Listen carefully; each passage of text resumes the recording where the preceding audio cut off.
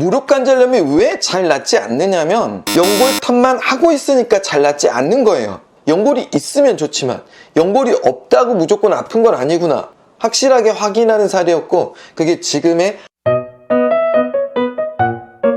안녕하세요, AB 한의원장 오창훈 한의사입니다.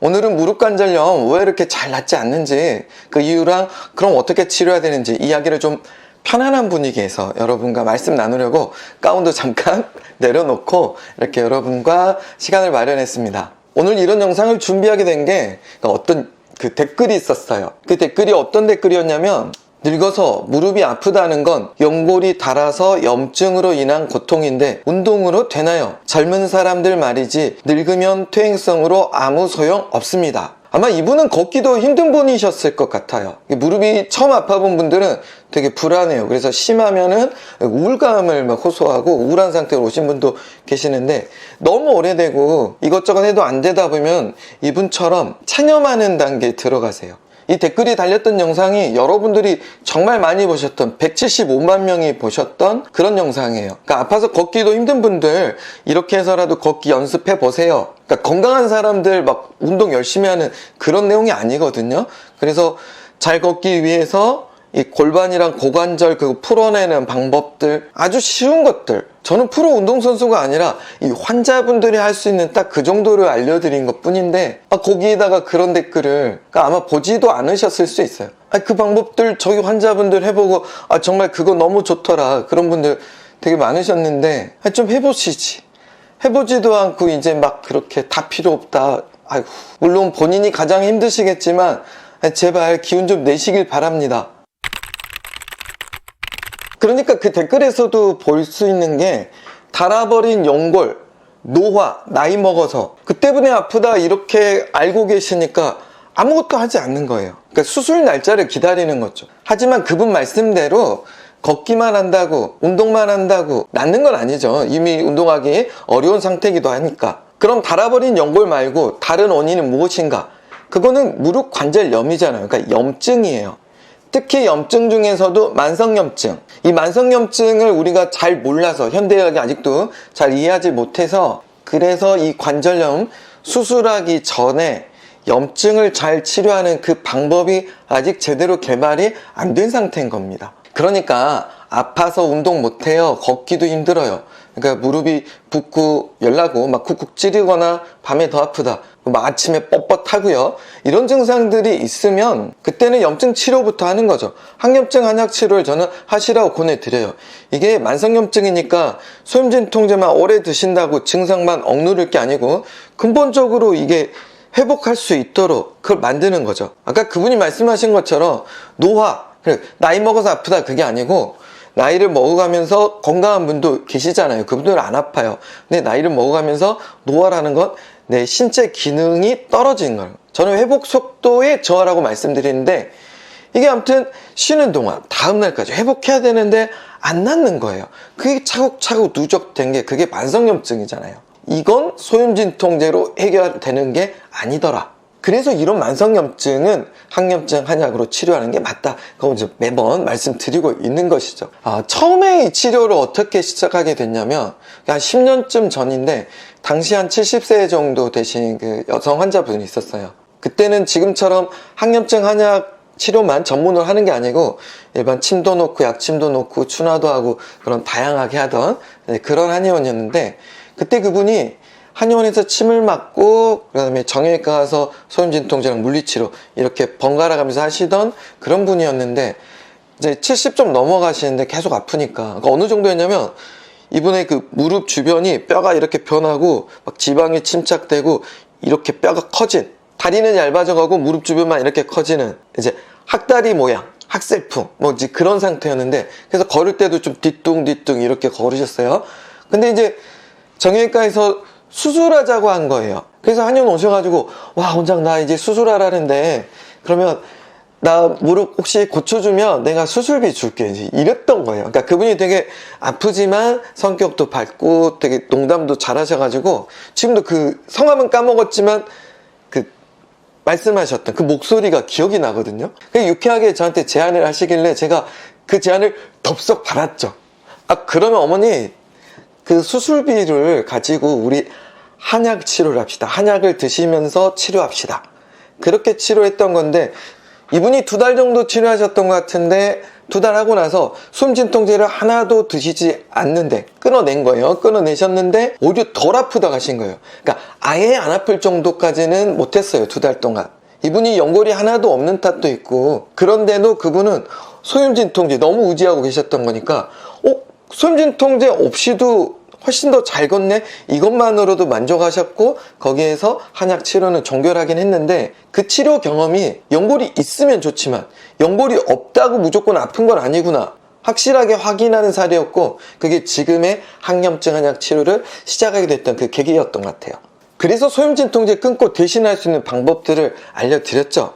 3가지 약재, 우슬홍화씨, 진원이콩, 이거 이제 만들어 파는 분들이 막 계셨으니까, 생겼으니까 그분들 통해서 드시면 되고, 그리고 2번째로 무릎 관절을 때려가지고 염증 반응을 억제시킨 게 아니라 활성화시켜서 어서 마치도록 돕는 거, 이것만을, 둘 중에 하나만 해도 낫는 분들 참 많았잖아요. 그리고 재발 방지를 위해서 운동하는 거 혹은 스트레치, 이렇게 3가지 방면을 알려드렸는데, 어떤 분이 저에게 댓글 남긴 게 있었어요. 정말 감동적인, 정말 감사한 댓글이었는데, 그건 뭐냐면 원장님 그거 다 알려주면 원장님은 뭐 먹고 살라고 그러냐고, 그 어떤 어머님의 그 마음으로 남겨주셨던 것 같은데, 정말 그 댓글 감사드립니다. 지금도 감사드리고 기억하고 있어요.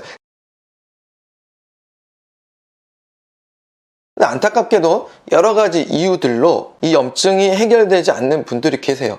그분들을 치료하는 게 제가 하는 일인 거죠. 그러니까 관절이 아침 되면 굳는다, 그리고 붓는다, 열난다, 혹은 찌른다, 밤 되면 더 아프다, 이런 증상들이 있으면 그 때리는 방법이나 3가지 약재, 운동을 생각하기도 어렵죠. 그분들은 이제 항염증 한약으로 치료하셔야 된다 말씀드렸습니다. 치료하면 되게 치료율이 좋아요. 3개월 이상 하시면 거의 10분 중에 9번 정도는 만족을 하셨기 때문에 그거 믿고 치료하시면 되고요. 그럼 진짜 무릎이 아픈 무엇을 치료해야 되느냐, 그걸 좀 말씀해 주세요 하면 신장의 만성염증 때문입니다 라고 말씀드려요. 아니 도대체 신장과 무릎 관절이 무슨 관련이 있느냐, 이게 또 받아들이기 어려운 분들 계시죠. 이걸 또 받아들이지 못하면 또 치료 기회를 놓치는 거예요. 또 어떤 분들은 혈액검사에도 신장에는 이상 없다던데, 아니면 나는 소변도 잘 보는 편이에요, 좀 불편하지 않아요, 이런 분들 계시거든요. 그럼 제가 반대로 묻습니다. 신장이 어떤 역할을 하는데요?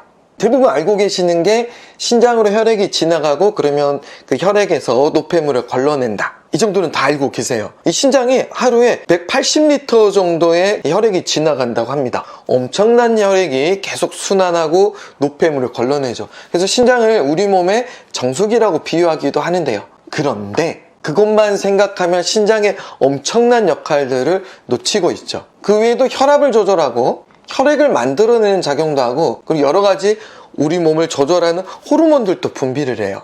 그러니까 신장에 부신이라는 게 붙어 있는데, 이제 한의학에서 말하는 신장은 그걸 전부 다 붙어 있는 부신까지 포함해서 그 기능을 이야기를 하는 거거든요. 그 부신에서 분비하는 호르몬 중에 비슷하게 만들어서 우리가 먹는, 그 주사 맞는 게 바로 스테로이드예요. 여러분들 약봉투에 부신피질 호르몬 이렇게 되어 있으면 그게 바로 스테로이드인데, 이 신장에 붙어 있는 부신에서 이렇게 분비를 합니다. 그런데 약을 자꾸 먹으면 그 분비되는 기능이 줄어들고, 그렇게 보면 몸에 부작용이 온다. 그래서 스테로이드를 우리가 두려워하고 남용하지 않도록 최대한 줄여서 쓰고 있는 것이죠. 아무튼 그런 다양한 역할들이 이 신장이 하는 일인데, 염증과 관련돼서 보면은 이 염증을 해결하기 위해서는 혈액이 그 관절 손상된 부위로 잘 공급이 되어줘야 돼요. 그러면 관절 안에 있는 이 활액막이라고 있거든요. 그 활액막에서 이렇게 분비돼서 그 안쪽에 활액이, 충격을 흡수하는 활액이 꾹 차 있는데, 이게 부족해지니까 대신 연골주사를 넣는 거거든요. 근데 그 활액을 통해서 조금씩 영양물질이 공급이 됩니다. 그래서 건강한 혈액이 충분해야 이 관절들이 회복이 좀 더 원활해지는데요. 이 건강한 혈액을 만드는 그 신호를 누가 보내느냐? 바로 신장에서 보내는 거예요. 이 신장에서 뚜뚜뚜뚜 이렇게 신호를 보내면 우리 뼛속의 골수에서 그 혈액들을 만들어내게 됩니다. 물론 혈액을 만드는데 신장만 관여되는 거 아니죠. 다양한 장기들이 함께 협력해서 만들어내고 있는데, 오늘은 이 신장이 무릎 관절의 염증을 회복하는데 어떤 역할이 있는지 현대의학에서도 충분히 추론 가능한 이야기를 여러분께 해드렸어요. 그러면 여러분들이 나의 신장의 만성염증 어떻게 체크할까? 혈액검사로 나오는 그 단계 더 밑에 다양한 만성염증들이 있거든요. 그러니까 혈액검사가 모든 만성염증을 다 체크해내는 게 아닙니다. 그런 기술이 있었다면 이미 만성염증 해결하는 약도 만들었을지도 몰라요. 근데 현재는 그걸 검출해내는 기능 자체가 없어요. 그래서 그 자가진단 체크리스트를 활용해서 여러분이 보면 되는데, 내가 무릎관절염이나 허리 협착증, 허리 디스크들, 허리랑 무릎이 아프다, 발목 발바닥들도 마찬가지요. 이쪽에 통증들이 있는데, 관절염이 있는데, 첫 번째 소변에 이상이 있다거나, 그러니까 너무 자주 봐요. 1시간마다 본다거나, 잔뇨감이 있다, 보는데 뭐 시원하지 않을 수 있고, 또 밤에 주무시는데 소변을 몇 번 일어나서 봐야 된다거나, 그리고 거품 같은 거 있죠. 거품은 소변 보고 났는데 이렇게 10초 이상 사라지지 않는 그런 거품들이고요. 냄새로 그 지린내, 소변 지린내들, 이게 좀 심하거나, 그리고 몸이 잘 붓는다, 혈압이 올라가는 것들, 혈압에 이상이 생기고, 특히 허리나 이 등 쪽, 이 벨트 라인에서 좀 더 위쪽, 이곳에 통증이 있는 경우들도 단순 요통이 아니라 신장의 만성염증일 때가 참 많아요. 그리고 무엇보다 이 신장이 혈액 생성과 관련이 된다고 했잖아요. 그래서 안색이 어두워지거나 피부가 건조하고 가려워지는 것도 생길 수 있습니다. 뭐 이런 증상 외에 무기력하고 피곤하고 아침에 일어나기 힘들다, 뭐 그거는 기본적으로 깔려있게 되죠. 근데 그런 증상 빼더라도 방금 말씀드렸던 증상 중에 무릎이 아프면서 2가지 이상, 3-4가지 된다면 의심의 여지 없이 신장의 만성염증과 함께 치료를 하면 무릎도 좋아지고 그런 증상도 좋아지게 됩니다. 이렇게 치료해가지고 좋아진 그 60대 중반의 그 여성분, 후반을 향해 가는 그 여성분의 치료 후기 목소리를 좀 들으실 거예요. 이분이 일도 하시고 하루 종일 서서 일을 하시는데, 그래서 막 붓고 아파서 다리에 힘도 안 들어가고, 그런데도 참 힘들게 일하셨어요. 이분 역시 야간요가 있었는데 치료하면서 그 야간요가 점점 줄어들게 됐고, 소변도 좋아지고 무릎도 좋아지고 그렇게 됐었던 사례인데요. 정말 뿌듯한 순간이었죠. 그분의 좋아진 목소리 들을 때. 아프기는 다 빠졌어요. 예, 다 빠지고 이제 두드려도 이제 괜찮은데 뒤에 이제 오금쟁이 끄트머리 거기만 조금 아파요. 이제 통증도 많이 줄었어요. 많이 줄었어요. 걸어다녀도 그렇게 이제 심하게 아프지는 않고 통증도 많이 줄었어요. 근데 두드리면 이제 부은 데가 되게 아팠거든요. 근데 두드려도 아프진 않아요. 예, 약 잘 들어가지고 한 달 더 먹어보려고. 저는 올려드리고 싶어도 그런 거 할 줄 몰라갖고 못 올려드려요. 이분 비대면으로 진료를 했었어요. 그래서 꼼꼼히 진료 이렇게 확인하고 그렇게 약을 쭉 드렸고, 그러니까 여러분도 희망을 가지시고 멀리 계시면 전화하시면 됩니다. 여기 상단에 전화번호 보시고 전화 주시고 치료 잘 하셔서 여러분이 일도 꾸준히 하시고 돈도 벌어서 맛있는 거 드시고 여행도 다니시고 보람찬 그리고 행복한 그런 나날들을 보내셨으면 좋겠습니다. 자, 제가 준비한 내용 오늘 여기까지고요. 좀 긴 시간 들어주셨는데 끝까지 들으신 여러분들 복 받으시고 건강하시길 기원합니다. 그럼 저는 다음 시간에 찾아뵙겠습니다. 여러분 안녕히 계세요.